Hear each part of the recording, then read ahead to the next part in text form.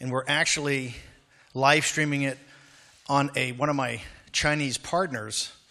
We're going to take the live stream and actually break the firewall and put it into the People's Republic of China so that they can see the speech tonight, which we try to do every time we speak to reinforce the virtues of free speech. Let's go back in time for a second. It is 5 o'clock in the evening on November 8th of 2016. That's when the mainstream media companies get the first exit polls. This is Donald Trump's 2016 election. The exit polls had us, I think, even in Ohio and Iowa, and losing everywhere else.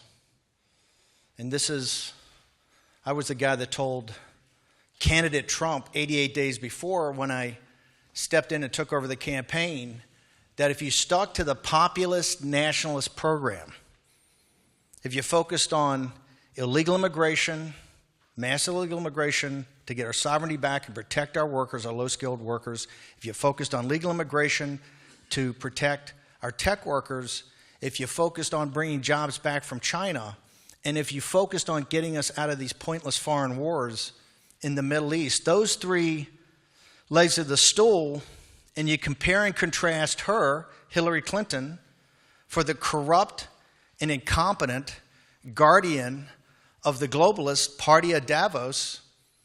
I don't care if you're 10 points behind or 12 points behind or 14 points behind and we have no money and she has $1 billion.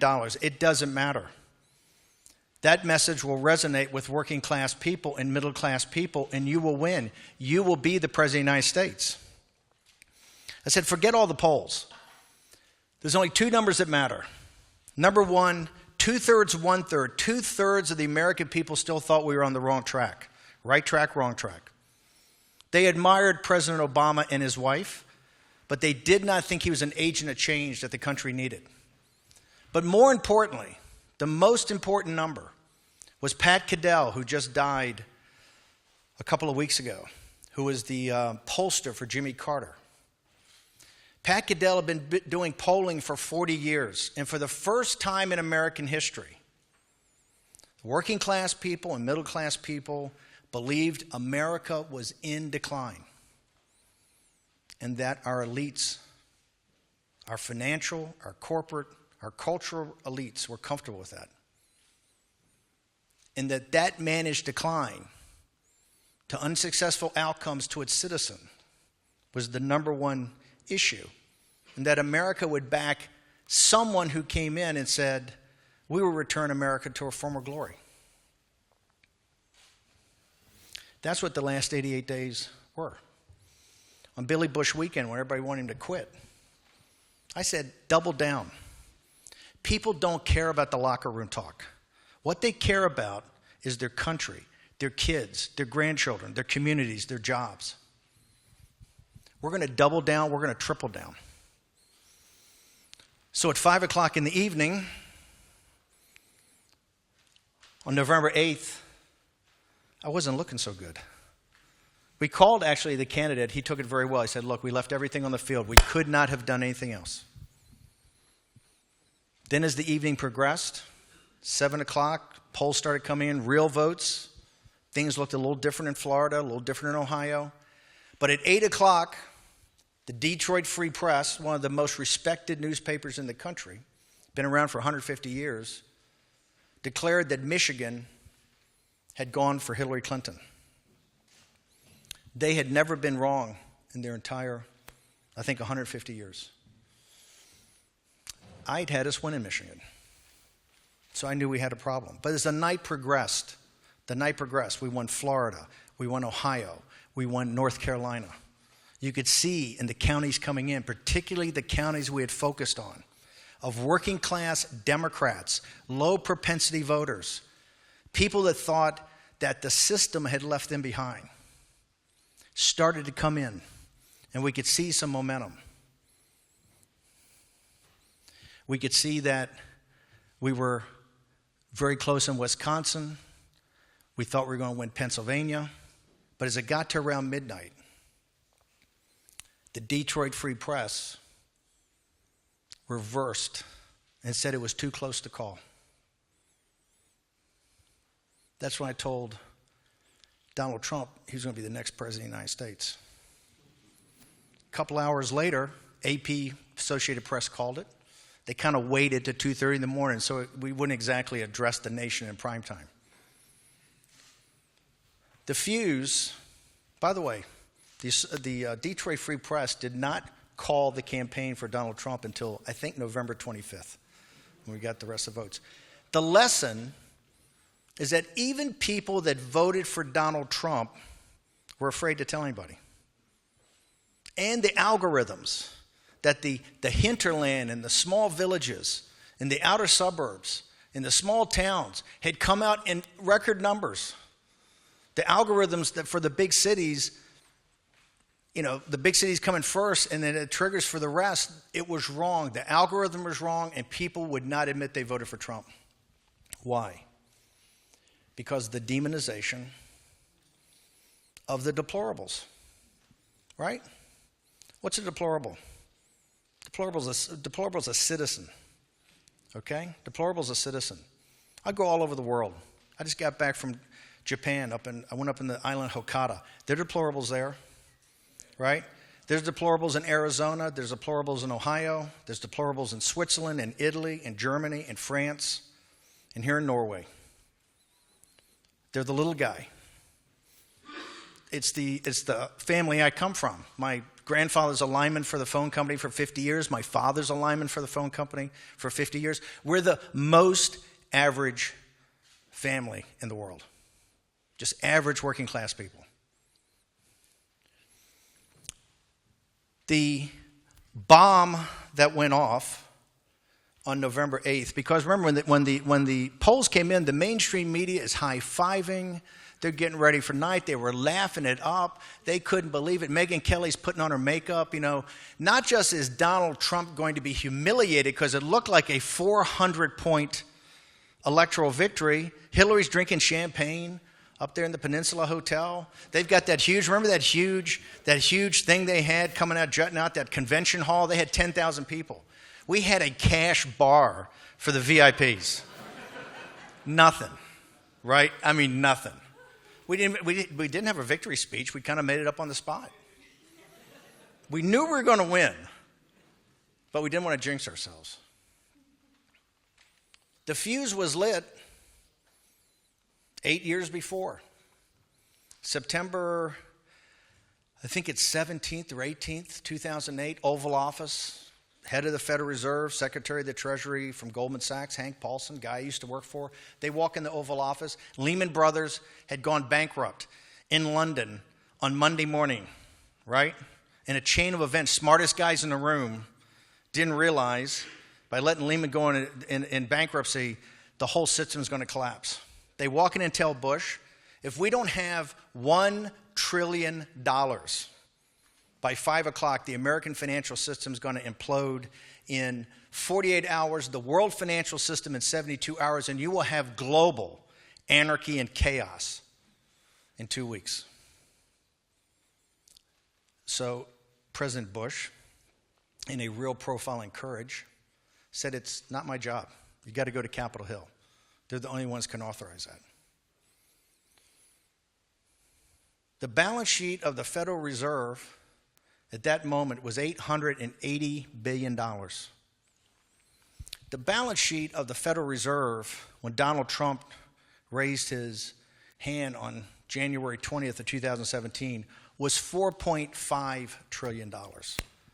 The ECB, the Bank of England, the Bank of Tokyo, the Federal Reserve, all the central banks came up with a solution. We're going to bail out the wealthy. And we're going to bail it out on the shoulders of the common man. Remember, Obama's the most progressive president in American history. Because when you flood the zone with liquidity, you can bail out the big real estate holders, you can bail out the hedge funds, you can bail out the banks, you can bail out the investor class, you can bail out the donors. But there's a corollary to that. There's no such thing as a free lunch. Negative interest rates means a savings account has zero. A checking account has zero. That means if you're just some schmuck that has a job, right, and your little bit of money you're going to put away to save, you're a fool, because the system is not going to reward you. They're going to essentially, that's a tax. Also, you can't do a public bond offering. You can't do a public bond offering to fix the roofs of a school in the United States because there's not enough juice. They're only at 1%, 1.5%. Nobody will buy them. The pension gap. We have a $9.5 trillion pension gap for working class people in the United States because of this. They never want to talk about that. They never want to talk about how they panicked. They didn't know how to handle deflation. The very people that had caused it, bailed themselves out at taxholders' expense, at the common man's expense. And they broke, 2,500, 3,000, 5,000 years of the underpinnings of the Judeo-Christian West, that the householder, the backbone of civic society, the family, you work hard, you save, you put a little bit away, you eventually can buy a house. It's generated, this is why people under 30, 75% of them want socialism or think socialism's cool, because they're nothing but Russian serfs in the 18th and 17th century. They don't own anything. They're not going to own anything. They're 30% behind where their parents are at the same time in life on income, family formation. Why we have a problem? Why we have a demographic problem? Why we have a family formation and people having kids? Every poll says the same thing, whether it's in the United States, Europe, or economic anxiety. You can't plan for your future. Uber just went public for $90 billion today? Was it today or yesterday, $90 billion? The gig economy personified, right? No pension, no stability, one gig to the next. That's globalization. That's the logical conclusion of globalization. The fuse was lit there. This populist revolt, the Tea Party, Brexit, all of it started with a financial crisis, and a financial crisis that we've kicked the can down the road. Yesterday, in a court in New York City, a young woman posing as a German heiress, she's a scam artist. She lived in these posh hotels and ran up a bill, and I think it was $200,000.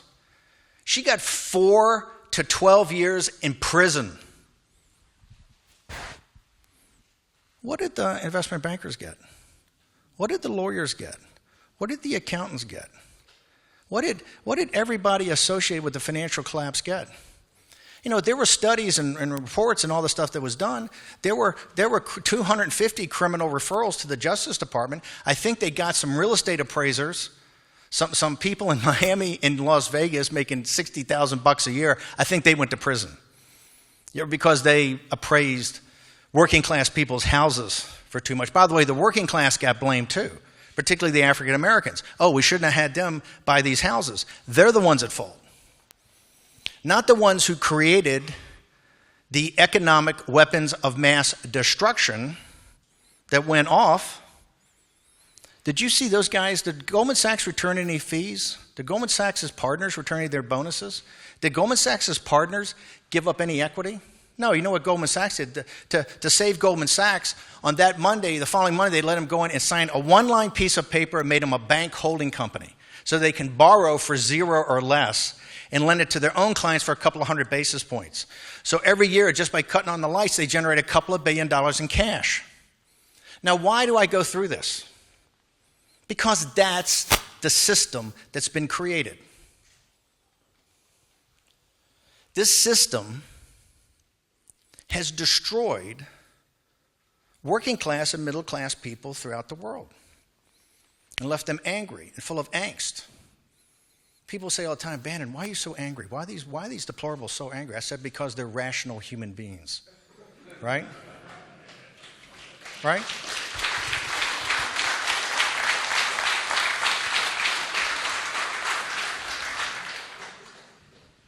Because it's also your pension funds and your savings and your retirement that's funding this.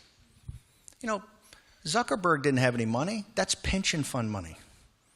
All these high and mighty guys in Silicon Valley and all these hedge fund guys and these masters of the universe, not their money. It's your money. In the United States, that's where you go to Michigan, Ohio, Wisconsin, Pennsylvania, Iowa, Minnesota. You don't have to have some long, complicated dissertation like you do on Wall Street to get these people to understand about China. They understand where the factories went. J.D. Vance, the Marine Corps captain from Yale, the great sociologist of the Trump deplorables, wrote that book, Hillbilly Elegies. If you haven't read it, you ought to read it. He points to two studies done at MIT and Harvard. Those studies showed there's a direct correlation between the factories that went to China, the jobs that went with them, and the opioid crisis. Tariffs are not about tax. Tariffs are about human dignity, self-determination. It's about bringing manufacturing jobs back to the industrial democracies of the West, to move the supply chain back to Japan and North America and Europe. They had the same surprise on Brexit. Remember, we had Breitbart London. Nigel, God bless him, running the Brexit Party Day. Remember, on the evening of Brexit, Nigel conceded at 10 o'clock. I had to call him. I said, Nigel, no more beers, right? We got this. We're going to win this. I said, it's those Midland counties. I said, watch these Labour voters. It was Labour voters that voted for Brexit that put it over the top. Just like it's Democrats, Reagan Democrats, and working class Democrats that put Trump over the top.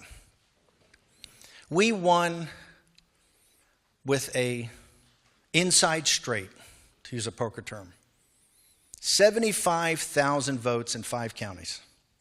Now, she talks all the time that she won 2.8 million, 3 million. Hey, it's a difference in golf between match play and medal play. If we had to play medal play, we would have gone to California's other states and beaten her on popular vote. It's not a popular vote. It's an electoral college vote. And she was too arrogant and too disdainful of really the backbone of the Democratic Party to go even have the common courtesy to talk to them. We went there every day. Remember, I think we were 3-1 in counties that had the highest combat death ratios.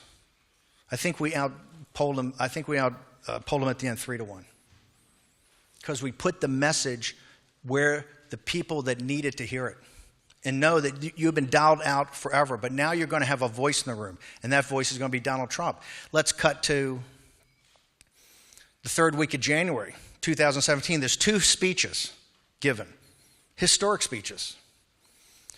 On Wednesday in Davos, my favorite town, right? Davos man. Have you seen these goofballs? Look, I was at Goldman Sachs, okay? I was in the M&A department at Goldman Sachs. These guys are the same collection of clowns. They go to all these conferences and know everything, and they're, Davos man. They're gonna solve all the world's problems, right? If you gave me the choice of how my country was going to be governed, I would take the first 100 people that showed up here tonight versus the first 100 people that showed up at Davos.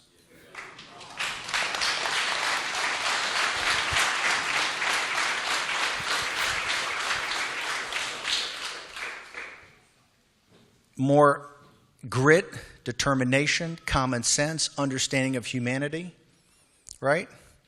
You don't have to go to Harvard and Oxford and all these places. Look, I went to Harvard. I graduated with honors. It ain't that great, okay? My grandfather went to the 3rd grade. He had more common sense, understood more things than all these guys. Davos, man, it's a complete sham. At Davos, Xi shows up, President Xi. Remember, he gives that speech, the Save Globalization. The Economist, the Financial Times, all of them. He is the hero.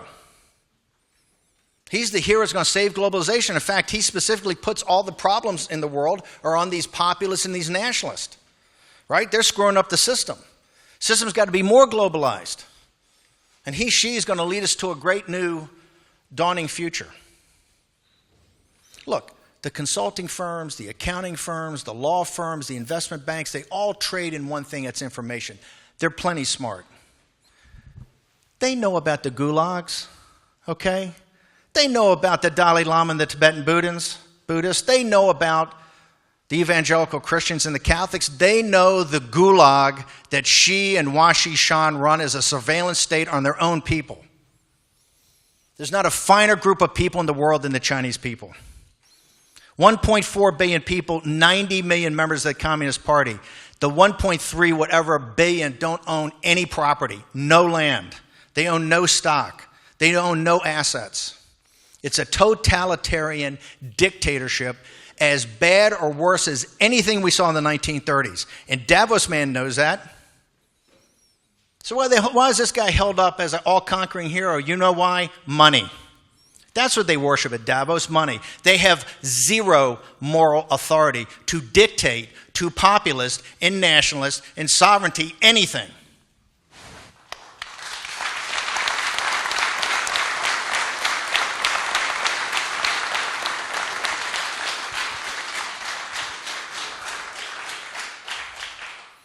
And the reason I love the kids across the street, and the reason I go to Bergen and places like that and do these media conferences time and time again, is because when they fully understand that they're being played, they're going to be on our side.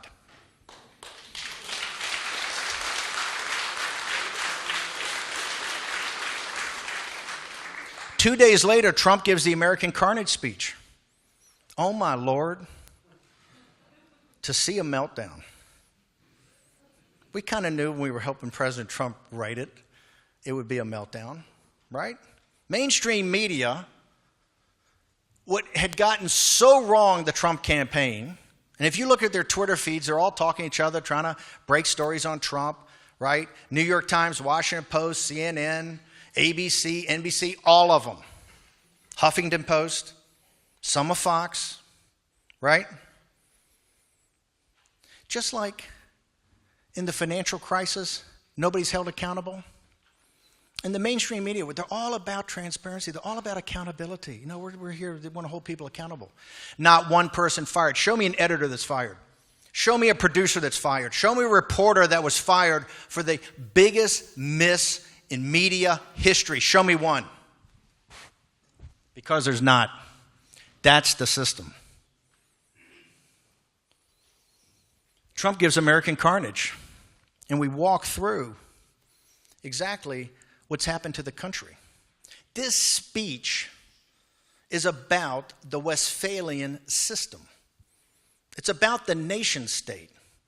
It's done in juxtaposition to Brother Xi. Because just like the EU, Xi doesn't want nation states. What they want is administrative units, right? They have a whole central plan, one belt, one road, made in China 2025, 5G rollout, this whole thing. I'll get into a little more detail in a minute. But it's essentially to turn everybody into a source of raw material, a market for end product, and maybe every now and again you will make some component parts for their advanced manufacturing system. And you'll be a nice administrative unit. That's the global system. That's what the EU is. The EU wants Italy to be South Carolina to France's North Carolina. The United States of Europe has been the driving concept of the Jean Monnet and now Macron faction for years. They're up front about it. Macron just did the Renaissance paper. He talks about it. More integration, more foreign policy integration. Now he wants his own army. That's going to go over well. I know a lot of Italian mothers are going to sign up to have their sons and daughters with French and German officers. The world just doesn't work like that. I'm not picking on the French and German. The French and German mother's not going to sign up to have it under Italian officers. Life just doesn't move like that. But the meltdown on American Carnage was spectacular. Those two speeches lay it all out. These are two conflicting systems that are now on a collision course. Washington, D.C. today with this trade deal. It's not a trade deal. This is a truce in an economic war. The ballots you guys are going to cast in the European election. The reason, remember, all the mainstream media, all of a sudden, democracy's not working. Democracy's not working. You know what's not working? Because they're losing elections. right?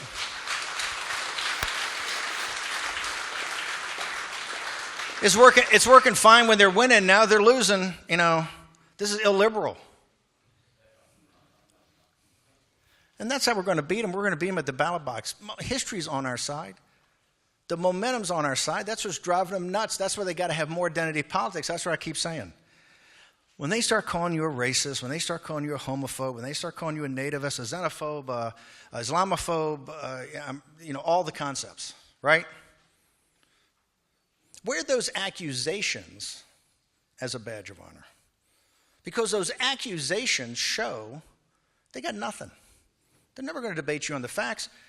I'm living experience of that. I take over the campaign on a Saturday night, I think the 13th. Hillary Clinton's been on the beach, sunning. She's 12 or 14 points up. Why campaign? Let Trump just implode. She comes off the beach after a couple of days. We start tightening up some numbers. She comes off the beach in Reno. She gives her first speech in 3 weeks since the convention. It's on Breitbart, Bannon, the alt-right, white supremacy, white nationalism. I'm sitting in the control room. We got all the TVs. I got all the young people. And I just say, I said, nobody knows who Steve Bannon is, and they don't care.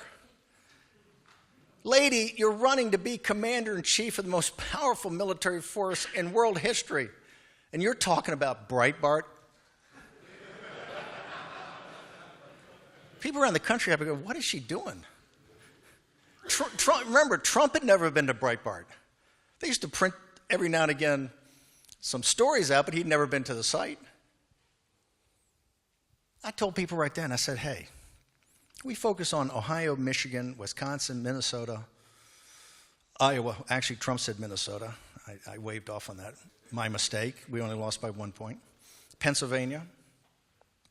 On economic nationalism. Remember, economic nationalism doesn't care about your ethnicity, doesn't care about your race, doesn't care about your religion, doesn't care how tall you are, what your size, shape you are, what your gender is, doesn't care about your sexual preference. It doesn't care about any of that. It cares about one thing. You're a citizen. Because as a citizen, you should get a special, better deal, not a worse deal. That's what the globalists have done. They've kind of flipped the thing upside down because they benefit from the system as it goes today. Two things happened off those speeches. One was the nullification project. This is the opposition party media, and I was the one that I'm proud to say came up with that name. Opposition party media, kind of the Democratic left a little bit. But this thing called the resistance, and you saw it in also the corporatist and the city of London and Wall Street. The Wall Street crowd faction fought Trump every day, right? Particularly in his trade policies. The nullification project was to delegitimize him as president about his election. So we had the Russian hoax for 2 years, of which President Trump said, I'm waiving executive privilege. I'm going to send all you guys up there. If you're at the port, I'm the one saying, hey, don't fire Comey. I think that's dumb. You can fire Comey. You got the rights to do that, but you shouldn't do it. But on the investigation, I said, why are we waiving executive privilege? You've got, these are all privileges between the executive thing. No need to do that. Nope. He says, I want to get it all out there. 1.5 million documents, 500 witnesses, 2,200 subpoenas, everything. For what? Read the report. Nothing. Zero. But the mainstream media, every night, 3 things in the New York Times, CNN, all night long. If the New York Times didn't publish in the morning those stories, CNN would be a test pattern, right? Got to go off the paper record. So this resistance, and by the way, it happened twofold in the city of London with Brexit and in D.C. with Donald Trump. Why is that? Do you honestly think because you win an election, they're going to pat you on the head and say, hey, that's great. Here are the keys. Go do what you want. No, they are not, okay? They are not. You're going to have to win election after election after election. No one election. They're good markers along the highway, but you have to keep winning. This is a process. So you had the nullification process, which 3 years into it, there's no Brexit. Heck, Nigel's created a new party, right? The Brexit Party, right? He add Labour and the Tories up together, don't match him. So they stopped Brexit in its tracks, right? Took away legitimate vote of the British people. And they're trying to impeach Trump. And I tip my hat to them because I like a good fight. They did what the Tea Party did in 2018. They focused on one thing, Donald Trump. They believe the progressive left and the opposition party media believe something the Republican establishment doesn't. They believe that Trump's a transformative figure and a historic president. And he's going to be in their lives 10, 20, and 30 years from now from two things, deconstruction of the administrative state and the judiciary. And the progressive left did what you have to do today to win. They mobilized. They went door to door, and it was a big defeat.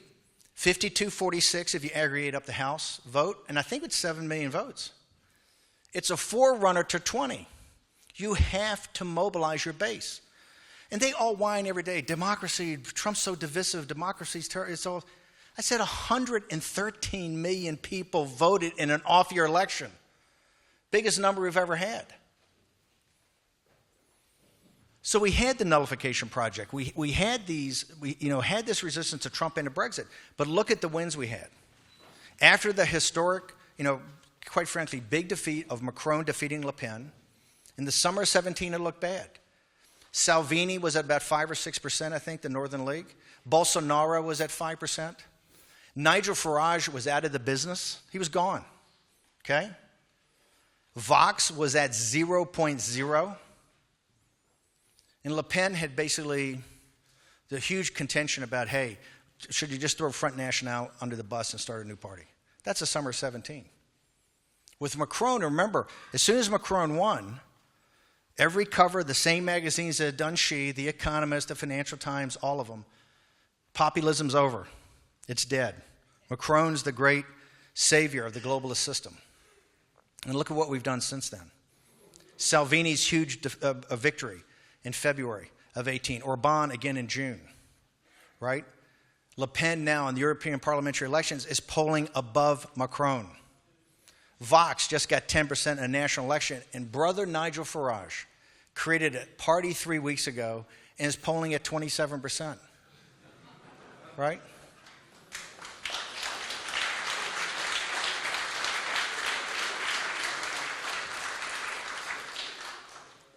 Make sure you understand something. This is all with no money and no media platforms. Salvini won with Facebook Live. Bolsonaro won with Facebook Live. These campaigns took a couple of $1 million. But it is grit and determination and a message. And when people understand that message, and they understand that message is not racist, it's not nativist, it's not homophobic, right? It's about working class people and middle class people. They're finally saying enough's enough. This European parliamentary election, when I go around and talk to people, I say, hey, outside of England, they're all Eurosceptics, but they don't want to break up the EU. They kind of want to do what the very wise men and women in Norway did back in the early 90s. If you go back and look at those debates, it's the same debate that's going on today in May of 19.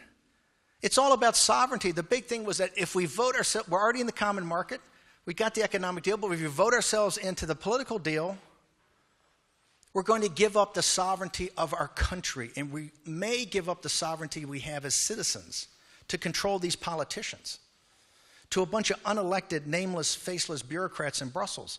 The debate was very intense, and I think it was 52-48. For the second time, you voted not to join. And the wisdom of that, and if you go back and look at the debates, it's the same debate today. They're not trying to break up and destroy the EU. They're saying we don't want Macron's United States of Europe. We want a Europe of nations. We want Hungary to be Hungary, France to be France, Italy to be Italy. We all have unique problems and issues in our country, and we're proud of our countries. People say, Bannon, why are you running around Europe? I'm running around Europe. I come from a blue-collar family. Front National, the Swiss People Party, asked me to come over, and I said, what do you want me to talk about? And they said, just tell us we're not alone. Well, you're not alone. I've been all throughout Asia, Latin America, Europe, the United States. We are the majority. We just have to mobilize our vote, and we have to get candidates out that understand that and hold them